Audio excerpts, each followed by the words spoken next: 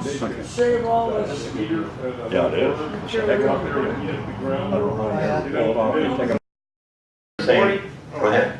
Good morning, ladies and gentlemen. We're here today to honor Mr. Jim Hensley, Mayor Pro Tem of Port Hueneme, Councilman. And some of our distinguished guests we have today is Councilman Sharkey and Mr. Larry Downing, head curator, and Mr. Pernapai on our camera over there. So anyway, today we're going to be talking about the opening up of Alaska. I guess it's when we got our 49th state in the Union, and that happened in 1959, is that correct? When it became a state? Yes. About that time. Yeah. I was up there then. Okay. Everybody from Texas moved up there then. They wanted to be in a bigger state. So, yeah, he's going to be giving us some interesting history and background of the opening up of Alaska, one of our last, I guess they call it, our last frontiers that we had. So, without further ado, here's Mr. Jim Hensley, and he can inform you on all the stuff. Very good. And thank you. And on the back over here, can you hop back there and show them the magazines? Oh yes, there's some magazines back here on this cabinet back here. He wants $4 a piece for them, but they have some interesting history on Alaska. And the money goes to the library, I mean, our museum there. Yeah. I put out an every other year magazine from my Alaska group, and those are some of the extra copies that I have. So $4 a piece, it helps the library. Okay. Helps the mission. Okay, how many people have been to Alaska? Put your hands up. Did Ray's been there? What'd you do up there, Ray? Just tourists. Tourist, okay. You took a tour. Okay, and you were up there. Yeah, 3 summers I worked with them. Building roads? Roads. Along the railroad. Right. We're going to talk about the railroad in a while. And who else? You've been in Alaska? I had a girl that lived there. Okay. Black ice. Black ice. Nobody else has been to Alaska? Yeah, I was. Okay, tell us real quick, like. Military maneuvers up near Fort Wainwright. Okay, he was Air Force, so Yeah. typical. He said he got tired of the cold and the snow up there. And No. surprisingly, the Air Force, just a little side note, the Air Force was, they had a hard time adjusting. Us linemen just worked summer and winter in the Alaskan area. But the Air Force guys who wanted to commit suicide would wait till it was 50 below, walk outside of the barracks, out of view, and take their clothes off and freeze. Just a matter of minutes. Wow. That's true. Did you feel anything? Did they feel anything? After the first couple of minutes, no, you just start getting sleepy. And in fact, we used to have patrols. We'd stay in on, when we were working on the lines, we had patrols to watch our people when we went into bars, because most of the bars had outhouses. So you'd watch a buddy, he'd get all drunk, man, I've got to go to, and he'd walk out, and you don't see him for a little while, and we'd send somebody out, and there'd be laying in the snowbank, drunk. And so we saved a lot of lives that way. Real quick, like, later on, this is kind of a side piece over here. It's when I wrestled a bear in Ventura, California. Yeah. I was 16 years old. The guy came into town. He had a trained wrestling bear, and he said, I need somebody to wrestle with my bear to keep him in shape, because otherwise they're like a horse. If you don't work with them, they get angry after a while. They get cantankerous. So he paid me $5 a time, twice a week, to wrestle these bears. Always got my butt beat. How much do they weigh? 400 pounds. He just put his paws on me and pushed me to the ground. And here's some of my pictures later on when I'm in Alaska. That's me on top of a telephone pole. Anyway, we're going to open up about one of my favorite subjects, Alaska. And this is part of the spell of the Yukon. And now there's the land. Have you seen it? It's a cussedest land that I know, from the big dizzy mountains that screen it to the deep, death-like valleys below. Some say God was tired when he made it. Some say it's a fine land to shun. Maybe There's some as would trade it for no other land on earth, and I'm one. So was Robert Service. Now, where's my buttons here? There we go. How about, we bought, there's your Russia picture. Russia's right over there. And we bought it in 1867. Could you see it from your front door? I had to go to Wasilla to see it, to Sarah Palin's home and stand up on her second day. She wasn't even around then. I don't think she was even born yet. What leader pushed the United States to buy Alaska? Anybody know? Seward, Secretary of State. There you go. And what do they call it? Seward's Folly. Seward's Folly. Seward's Iceberg. Anybody know how much we paid for it? 2 cents an acre. $7.2 million. Now why, oops, wrong way. Now why did Russia sell it to us? Anybody know? Russia just went through a big war. They were going bankrupt. So they needed money, and they couldn't control Alaska, so they sold it to us.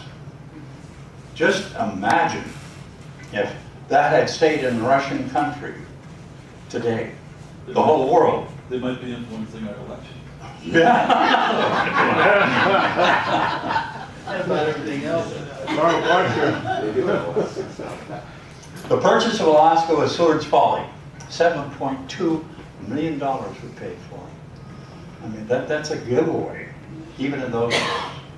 About 2.5 cents an acre for the area that's twice the size of Texas. That's why all those Texans wanted to come to Alaska when it became a state. Alaska was run by fur traders for the most part in the beginning.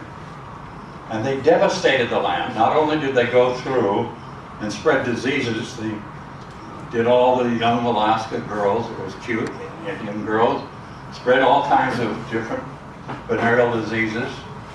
And they even had a better trick. What they would do is they'd trade the furs that the natives had, which is needed in Russia for clothing. They would trade them for alcohol a lot of times, knives and other little pots, pans and so on. But one of the favorite things they traded for was alcohol. Now Indians, I married an Indian girl. Indians, because of their generational, not any involvement of Alaska, are very susceptible to it. My son is half Alaskan Indian. He can't drink. He just has a couple of drinks, and he gets all goofy. Okay? My wife, forget it. I mean, that's why we didn't stay together. But they would, a lot of the Indians were turned into slaves, and they decimated. Now, when they introduced alcohol, they taught them that it's more, or it's easier to bring in molasses and teach the Indians how to make alcohol out of molasses. So they didn't have to carry as much of the expensive alcohol. And they would come back a year or two later, and some villages were just gone, they were all dead. Because the hunters had stayed around drunk all the time. They just started, they had to have it. It become addictive to them. And it wiped it out. The kids, the wives, they couldn't keep up with no food, so their bodies couldn't resist the disease.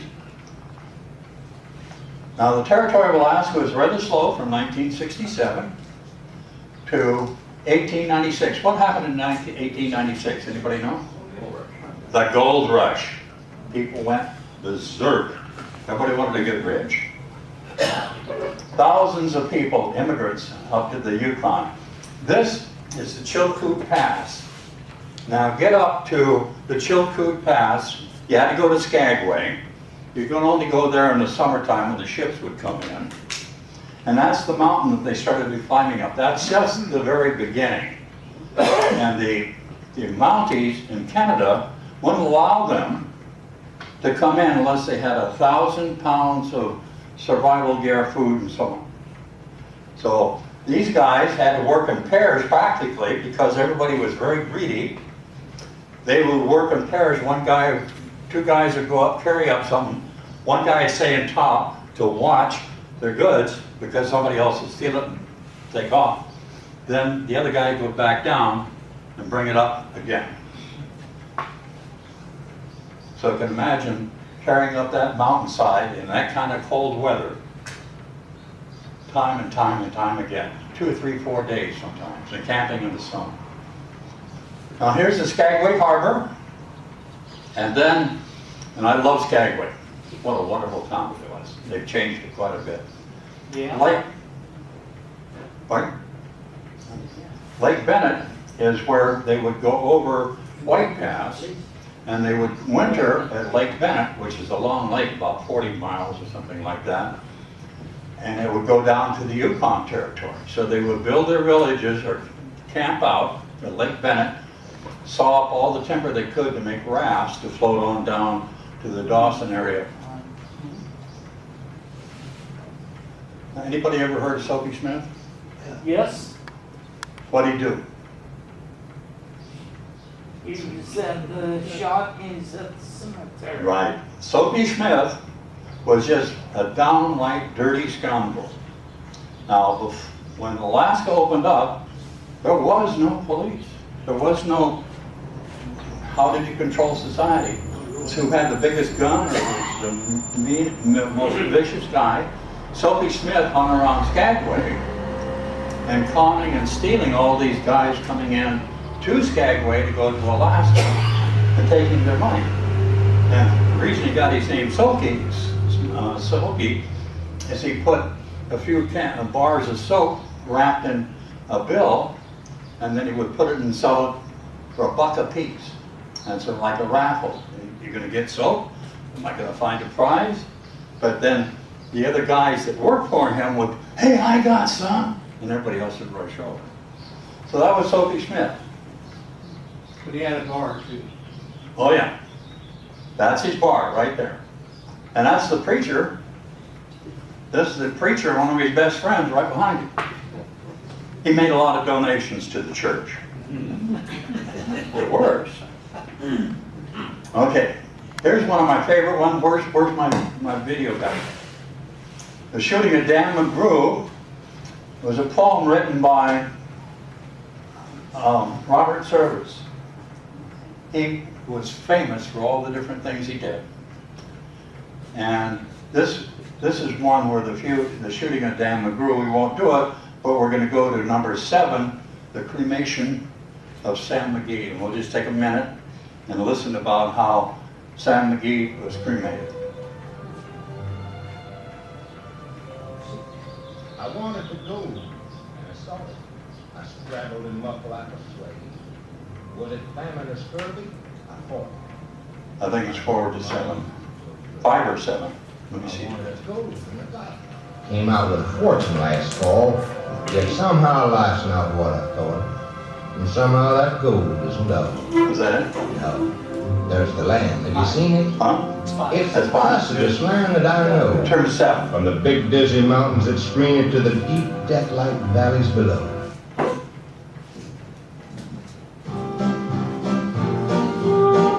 Now try to picture this in your mind. There's things done in the midnight sun by the man who toiled for gold. The Arctic trails have the secret tales that will make your blood run cold. The northern lights have seen queer sights, but the clearest they ever did see was the night on the march of Lake Lamarche, night we made at Sam McGee. Now, Sam McGee was from Tennessee, where the cotton blooms and blows. And why he left his home in the South to roam around the pole, the good Lord only knows. He was always cold, but that land of gold seemed to hold him like a spell. Though he'd often say in his homely way, he'd sooner live in hell. On a Christmas day, we were mushing our way over the Dawson Trail. You talk of your cold, through the packer's fold, it stabbed like a driven nail. If our eyes we'd close, then the lices froze. till sometimes we couldn't see. Wasn't much fun, but the only one to whimper was Sam McGee. And that very night as we lay tight in our robes beneath the snow, and the dogs were fed and the stars overhead were dancing heel and toe, he turns to me and, "Cap," says he, "I'll cash in this trip, I guess. And if I do, I'm asking you won't refuse my last request." Well, he seemed so low I couldn't say no. And then he says with a kind of a moan, It's a cursed cold, and it's got right hold till I'm chilled clean through to the bone. Yet ain't being dead. It's that awful dread of an icy grave that pains. And I want you to swear by foul or fair, you'll cremate my last remains. Well, a cow's last need is a thing to eat, and I swore I wouldn't fail. We started on the streak of dawn. Oh, he looked so ghastly pale. He crouched on his sleigh and he raved all day about his home in Tennessee. And before nightfall, the corpse was all that was left of Sam McGee. There wasn't a breath in that land of death, and I hurried horrid driven with a corpse half dead I couldn't get rid because of a promise given. It was lashed to the sleigh and it seemed to say, "You may tax your brawn and brains, but you promised true and it's up to you to cremate my last remains." Now promise made is a debt unpaid, and the trail has its own stern code. And in the days to come, though my lips were dumb in my heart, I cursed that load. In a long, long night by the lone firelight, while the huskies round in the rain, howling out their woes to the homeless snows, oh, I hated that thing. Every day that quiet place seemed to heavier and heavier grow. When I went, the dogs were spent in the grub of getting low. The trail was bad, and I felt half mad, but I swore I wouldn't give in. And I'd often sing to that hateful thing, and it would hearken with a grin. Till I came to the marge of Lake Labarge, and a derelict there lay, jammed in the ice, and I saw in a thrice it was called the Alice May. I looked at it, thought a bit, then looked at my frozen chum. Then, "Here," says I with a sudden cry, "is my crematorium." Some planks I tore from the cabin floor, and I lit the boiler fire. Some coal I found that was lying around, and I heaped the fuel high. The flames just soared, and the furnace roared, such a blaze you seldom see. And a bird of hope, those glowing coals, then I stuffed in my friend Sam McGee. Then I made a hike, for I didn't like to hear him sizzle so. And the heavens scowled, and the huskies howled, and the wind began to blow. It was icy cold, but the hot sweat rolled right down my cheeks, and I don't know why. But a greasy smoke in an inky glow went streaking down the sky. I don't know how long in the snow I wrestled with that grisly fear, but the stars came out and they danced about, ere again I ventured near. I was sick with dread, but I bravely said I'll take a peek inside. I guess he's cooked and it's time I looked. Then the door I opened wide. And there sat Sam, looking cool and calm in the heart of that furnace roar. And he wore a smile you could see a mile. And he said, "Please, Cap, close that door. It's fine in here, but I greatly fear you'll let in the cold and the storm. Man, since I left Plum Creek down in Tennessee, this is the first time I've been warm." There were strange things done in the midnight sun by the men That's who good, fought thank you. for gold. Beyond the trails that When was that made? Pardon? When was that? Robert's service, I think, was back in the early, mid-1900s. There is a lake, the Marsh, in Canada. It's part of the Yukon River. About 10 miles wide, it's about 50 miles long. And there are barges that used to work there. So he found one, and that's how he buried his friend. He cremated it. Now here's the town of Skagway. That's during World War II. Played a very important role in World War II. And there it is, a modern Skagway today. You see the steamship back here in the background? If you go up there, it's a whole different town. The population has really declined because it's just a summer town. They stopped their railroad except for the tours coming through. Now, the White Pass Yukon Railroad. Where is that puppy? He's got it back up here. This is the White Pass Yukon Railroad. Anybody been on it? There we go. It goes through Dead Horse Gulch. There was thousands of pack animals that fell on those sheer cliffs.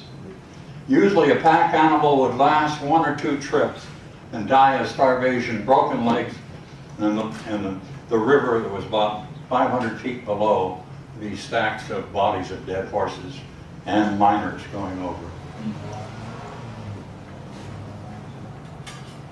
That's why they put in the railroad, because they saw that this was a means of getting from Alaska over to Lake Bennett and down into Dawson.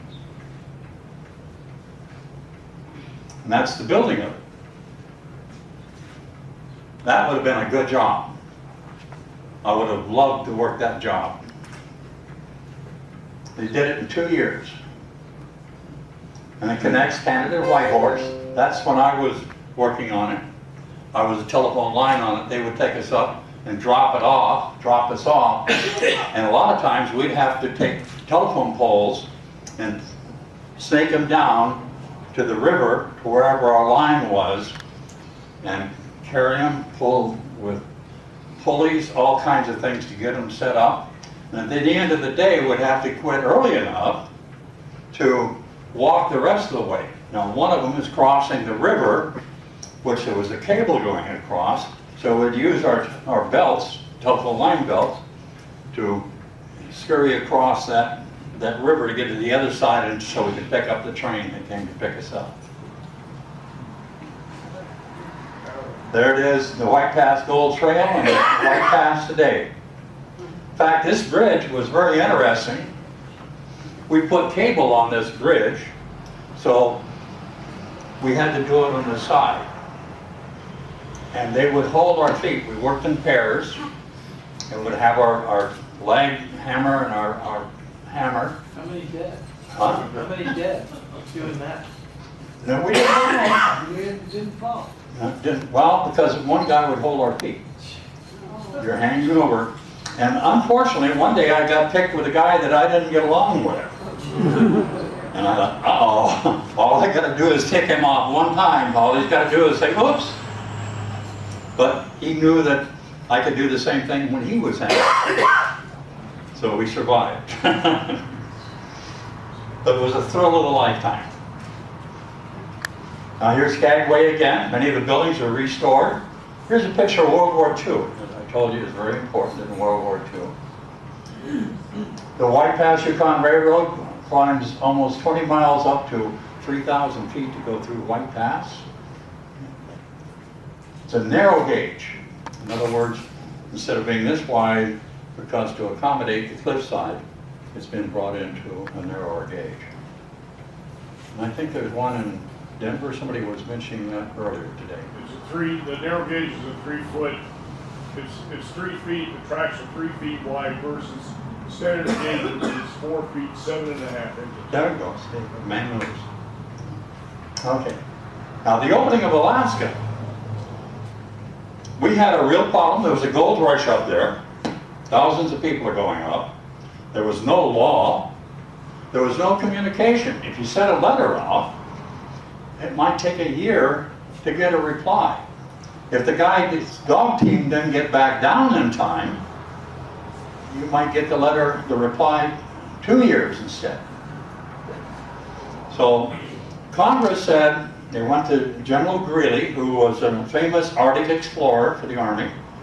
And they said, we want to start a telegraph line throughout Alaska so we can communicate between our military posts, very small, and to the various other towns, and bring some law and order in. So that, anybody ever heard of General Billy Mitchell? Okay, what did he do? He was an advocate for air power.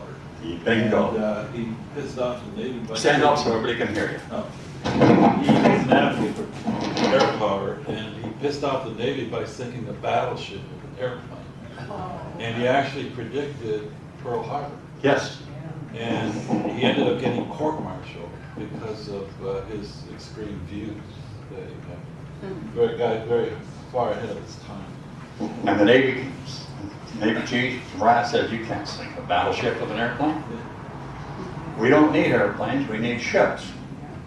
He did it, and that really made him bad. But after he died, they reinstated him as a general again.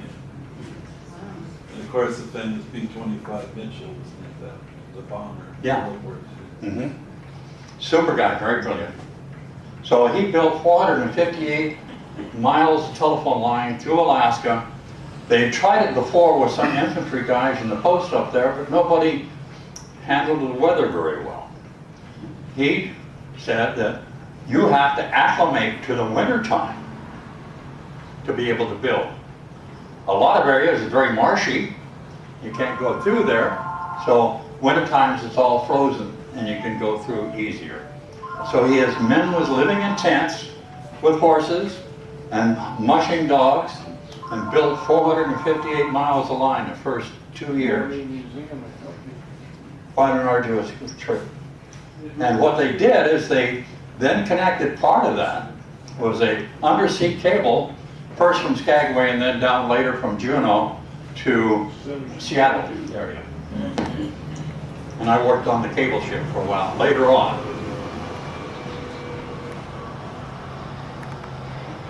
Russian Alaska bush pilots began serious flying in the 1930s. And if anybody ever flown with a bush pilot, I think one guy here. Those guys are absolutely crazy. I mean, I was a telephone lineman, and people thought I was crazy. But you follow, they want, when they take us out on crew to a site, they let us know just how much, I can't say the word, brass, I guess, that they had. There was a place called Angoon coming out of Juneau. When we'd fly out, we'd fly over, there was a tall mountain about 3,000 feet, and then a plateau, and then you drop down the other side to a channel where Angoon, the fishing village, was. And he would just, I always try to set up in the cockpit, the little drum and goose, and he just dived. And I'm looking at this, I'm hearing the rattling of the wings, the rivets in the wings shaking, and I'm going, oh my gosh, what's going to happen here? And he got a kick out of it. He looked over at me and smiled. And I had sweat breaking off me. And I knew that depth perception, when you're over water, isn't as accurate as you think it is. And then, finally, he'd pull that wheel back on that yoke, and I go, oh God, a cable's going to break. And he'd go, and bring it in and land it. So it toughened me up to that. Another time, I was going through from Sitka back over Admiralty Island, and we could only get up a certain height. We started flying around, and I was the only one in the plane that time. And the pilot said, hey Sarge, do me a favor, look over there. I can't make it through this pass. We're gonna have to find a way to turn around. So if you see an area big enough you think that we can turn this plane around and get out of here before we go down, let me know. What got me is I looked over at him, he had sweat. It must have been 30 degrees in the cabin. He had sweat pouring off of his face. We finally got out of there. Now the plane started with the puddle jumpers, and it kind of expanded and expanded and grew. Alaska Airlines and Wing Alaska Airlines, and then Alaska Airlines started buying them. Now these guys can flow in anything. You were talking about landing on a glacier. Could you tell us real quick, Mike, about landing on a glacier? Yeah. Send up some people in here.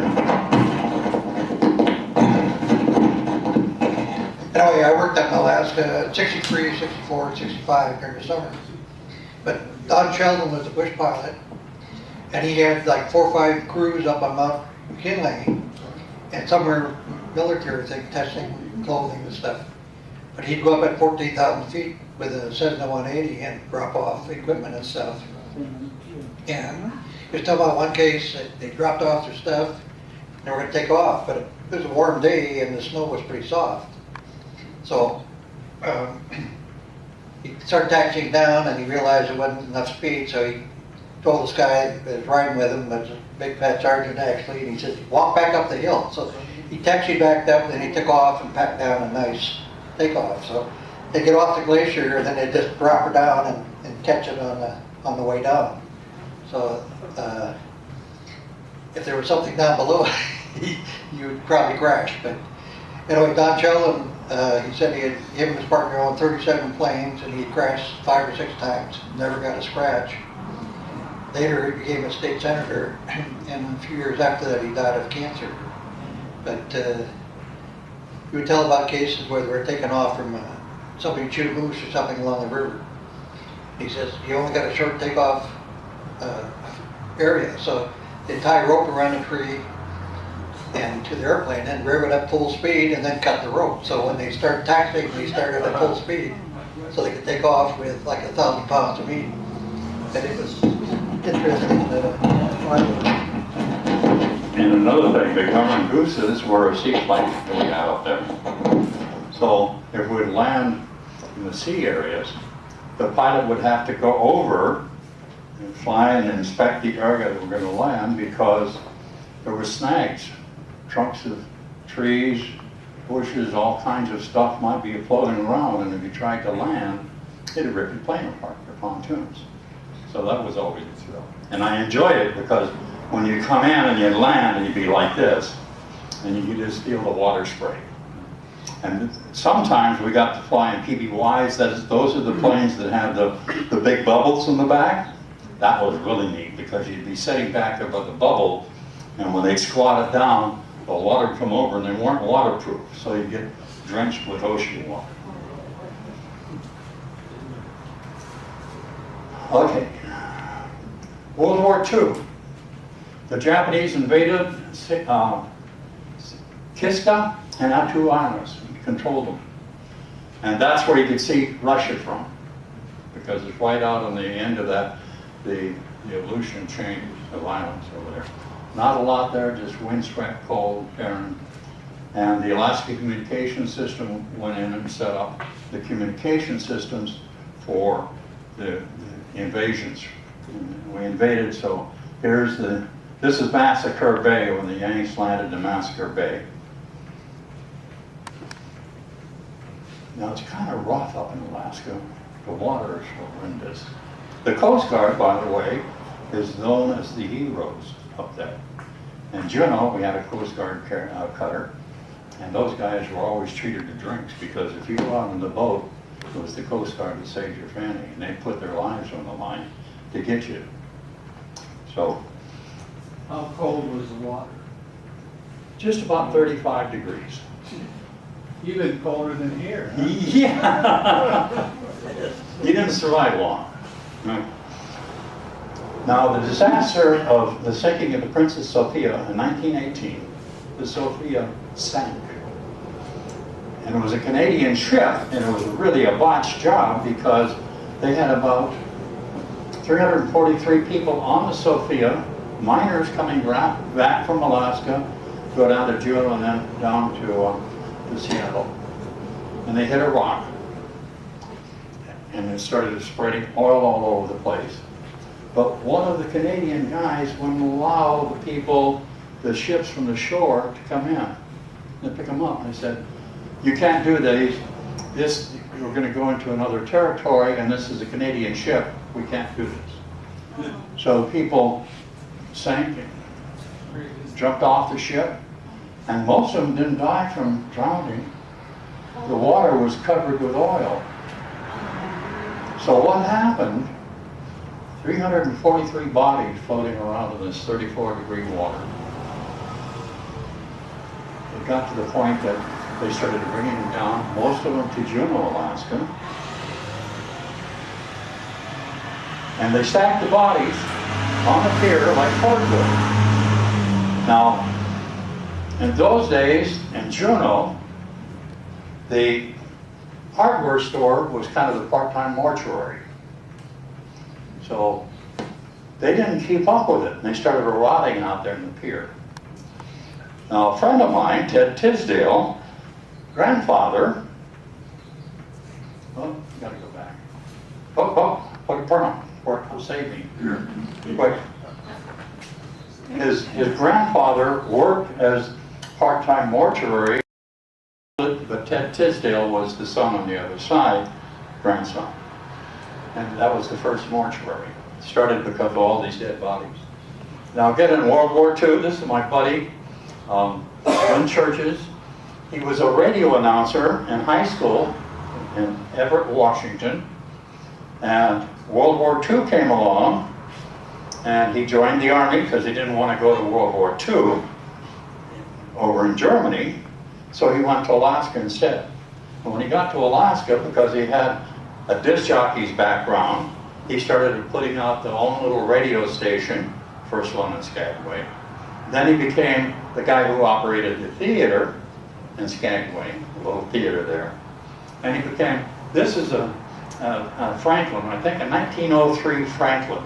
Anybody ever heard of a Franklin car? No. Okay, Franklin car was an air-cooled car. Why? There it is today. So on the left-hand side, Glenn Churches in 1944 was driving his 1919 air-cooled Franklin motor car with his sister and mom who came up to visit him right after the war, or just before the end of the war. And somebody, a guy on a railroad, bought the car from him. I think he sold it for 50 bucks. This guy bought the car, restored it, and it's now the railroad worker from the White Pass Yukon Railroad has since moved to Kentucky or somewhere, and he still has the car, and there's a group of Franklin owners all over the place. That was in the Skagway Parade in 2002. Is that American built? Pardon? American built car? Yeah. I'm not sure. Was it? Made in Syracuse. He said it just ran and ran and ran. It didn't stop. Now, the Alpine Highway. That was another part of opening Alaska. They started in 1942 and ended in 44.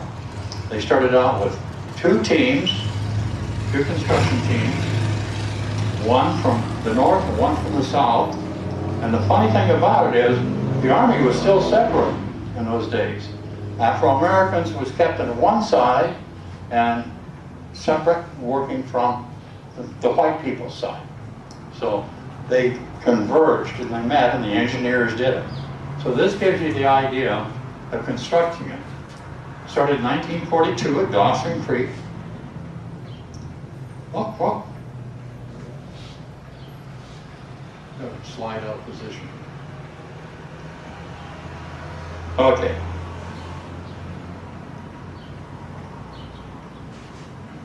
I'll go to the very end of it here then. Now, if you go to Alaska, by the way, just real quick, like, as you probably guessed, I was a telephone lineman out there. Can you show your telephone picture? Pardon? Your telephone pole picture? Yeah, Awesome. that's me, right there. And this is the hooks that we used. I still have mine. And we worked 8-10 hours a day during the summertime.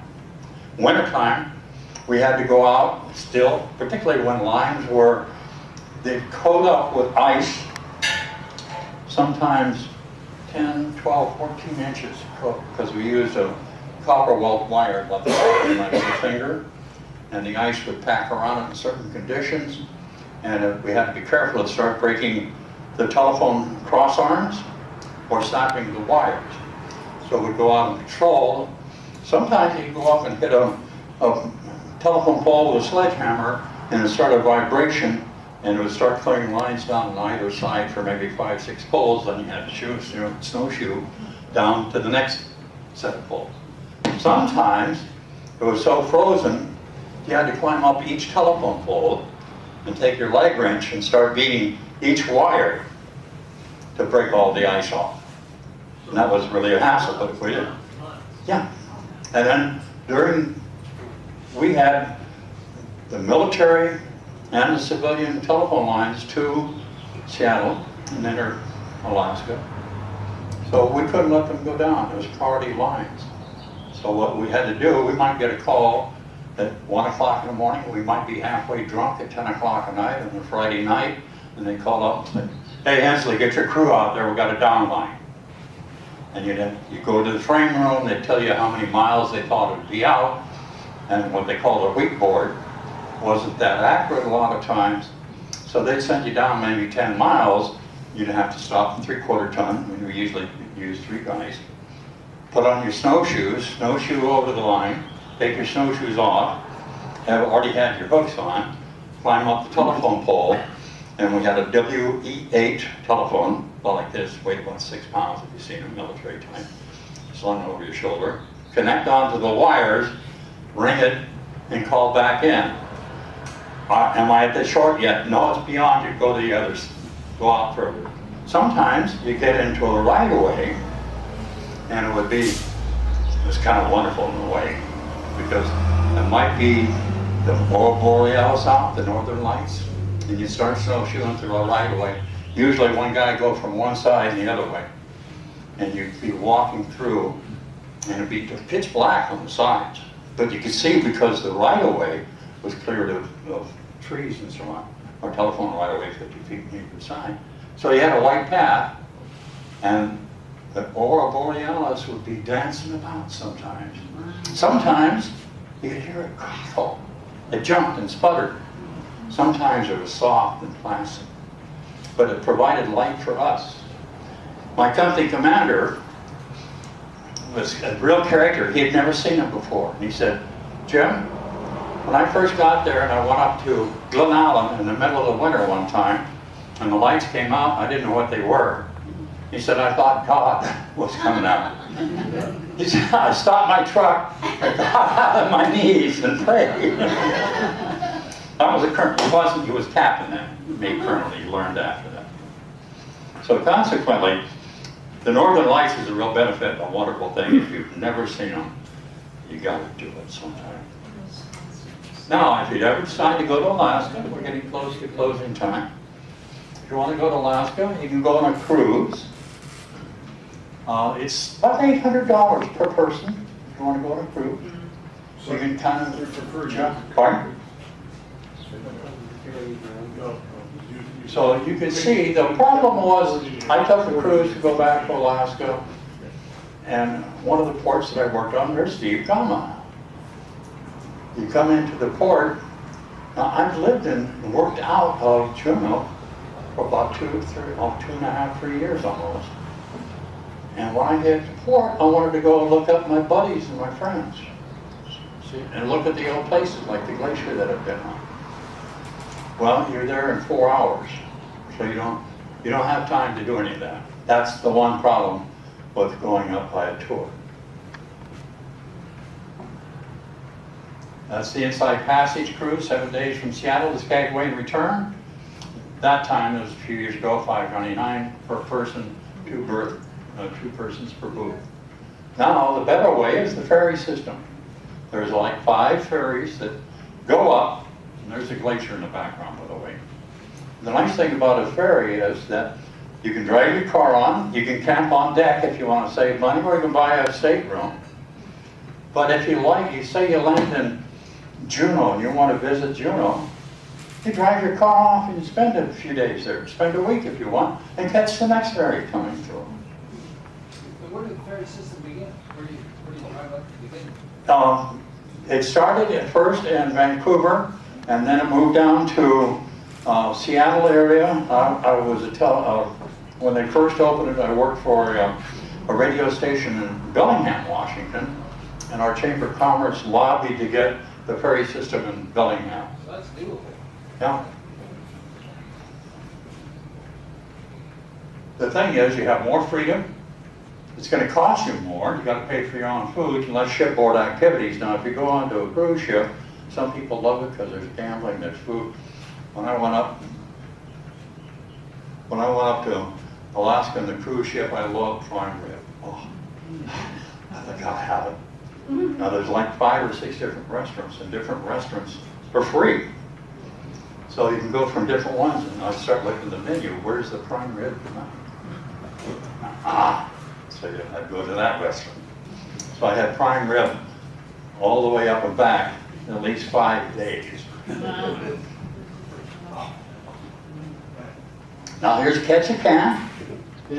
This is the place where they're going to build the bridge to nowheres. Anybody remember that? Actually, it was kind of dumb because it was a bridge to somewheres. There's an island just off of Ketchikan. It's about half a mile at the narrowest point. But there's a ferry system that takes the people from the island to Ketchikan, because Ketchikan is built on the side of a hill. So the whole idea was that it would have replaced the airport, and a lot of people would have moved out to the island because the island had a lot of flat space. But somebody in Congress they badmouthed it, gave a nasty name to it, the bridge to nowhere, and it just kind of set back all of that area. Now, glaciers. Anybody ever seen a glacier? Wow! I love glaciers. In Juneau, we had the Mendenhall Glacier. Let me get back, I'll show you. The Mendenhall Glacier, in the wintertime, would freeze up. So, some friends... One friend. Pardon? One friend. Alaska. Were you talking to someone else? No, I can't hear you, so... Yeah. No, I had a friend that lived in Alaska for some time. Over the oil business. They're wonderful. And at the bottom of the Mendenhall Glacier, there's a big lake. So we'd take our wives out there, build a little campfire alongside of the lake, and we'd go out ice skating. In the wintertime, it was so neat because you could actually ice skate right up to the glacier and into the little cracks and crevices. You know, you get out there in the evening and the northern lights are about. What a thrill, what a thrill. Now here's Petersburg. I love Petersburg. I like to eat. Petersburg is the shrimp capital of Alaska. So there's a little restaurant right down by this area here that prides itself in shrimp louis. And you go in, it was like a platter, I swear, almost that big. They'd stack it up with a little bit of lettuce and tomatoes and boiled eggs, and the rest was shrimp. More shrimp than all the other stuff. And I think it cost me $5 each time. So anytime that I got sent into Petersburg, wow, shrimp time. Wrangell, this is a nice little island, and they have famous for their totem poles. You can see an aerial view of it. And there's Chief Shake's Island, really famous for all of its totems there. Now, this is southeastern Alaska. We call it the banana belt. It wasn't like the interior. The interior, 30, 40, 50 below in the wintertime. The banana belt, it may rain 14 feet of rain a year. So you put up with the rain instead. And it's kind of miserable climbing telephone poles when it's like 32 degrees and a flurry comes through and it's snow, and then the flurry goes away, and then pretty soon you're driven with that taku wind coming in at about 40 miles an hour with rain blasting you. And you have your rain gear on, but it goes right through your rain gear. It just finds a way. You're totally, but you can't quit working because you're getting cold. So you have to work your fanny off all day long. Okay, flying into Juneau, wonderful little town. And its current population is about 30,000 people. It's the capital of Alaska. And most of the women there have beautiful legs. And Walking in the snow? yeah, it's built on a hillside. And it's one of the few towns in Alaska that have an equal population of ladies. Sitka's the other one. They have a native hospital with all the nurses there. All my buddies that went to Sitka ended up marrying a nurse. So consequently, the women that work in all these government buildings are constantly walking up and down these hills in high heels a lot of times. Oh. So they have legs that look like an ice skater. Uh-huh. Now here's the Mendenhall Glacier. This is the one that I used to ice skate up into the cracks. When I was there in 1961, 62, the glacier was over here. That's how much it shrank. It's just receding. Yeah. Global warming? Pardon? Global warming? Oh, Chuck said, no, there's no global warming. It's a hoax. And there I am, perched on top of a telephone pole. Alaska Lineman Production by Jim Hensley. That's me. Last year? Huh? That's me, yeah. What's your book? I was an adrenaline addict. I got a rush from adrenaline. They call it adrenaline junkies. And when you're climbing telephone poles all day long, it's always a sense of danger. And you learn how to fall off of a telephone pole. I kind of developed a little rule. If I was up like 30 feet, I would just push away and drop, because your legs are really built from climbing telephone poles, kind of like a parachute is. That drop. If it was like 40, 50 feet, I'd bear hug that telephone pole with my arms and legs until I got my gas back in. There's again the gas.